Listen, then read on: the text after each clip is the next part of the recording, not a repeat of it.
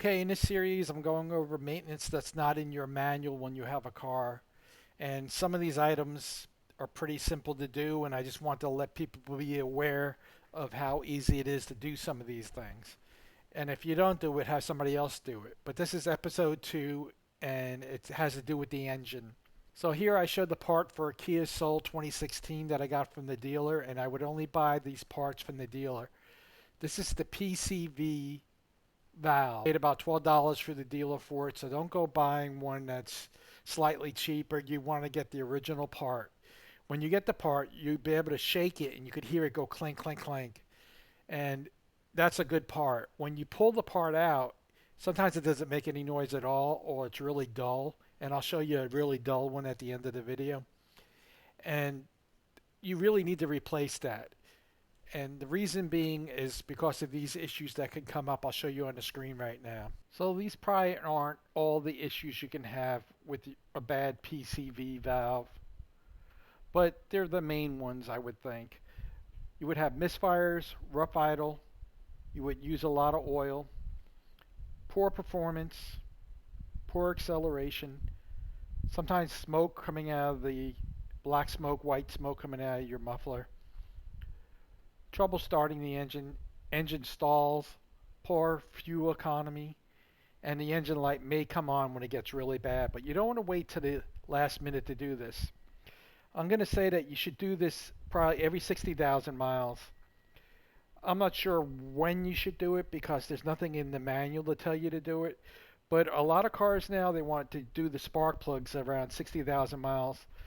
So I think it's safe to say that maybe you should do your PCV valve at the same time that you do your spark plug replacement.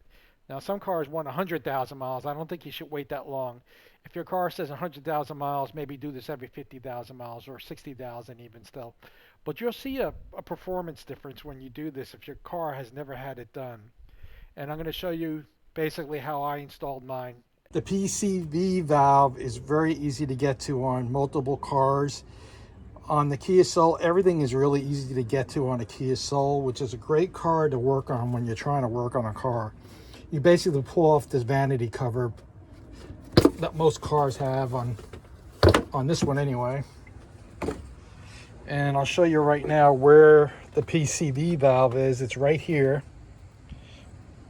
And mine's got a little rubber boot on it and it's got this clamp.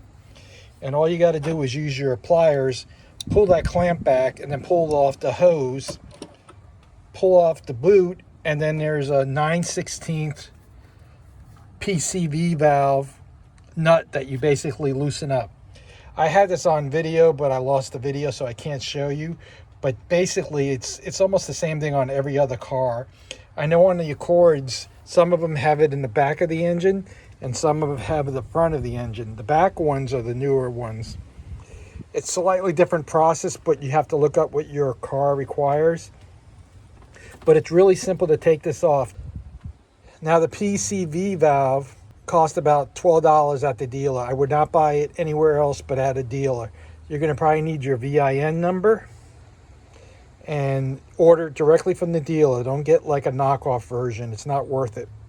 And when you replace the PCV valve like I did, you should really do it every 30, 50,000 miles, probably 50,000 miles, I would think. There's nothing in the manual to tell you to do this. But I noticed a much better ride after I replaced mine, and I hadn't replaced it for a while. So if you really want to get your car, take care of it, replace the PCV valve if you can reach it. If you can't, have a mechanic do it every 50,000 miles, and you'll notice a difference in the ride that you get. And if you don't replace it, you might have really bad problems. Now I'm going to show you one of the old PCV valves that I just replaced and what it sounds like. So this is the old one here, and when you shake it, it's supposed to make like a click click noise, and it doesn't. You can feel that there's actually oil in there. So that's why you got to replace these.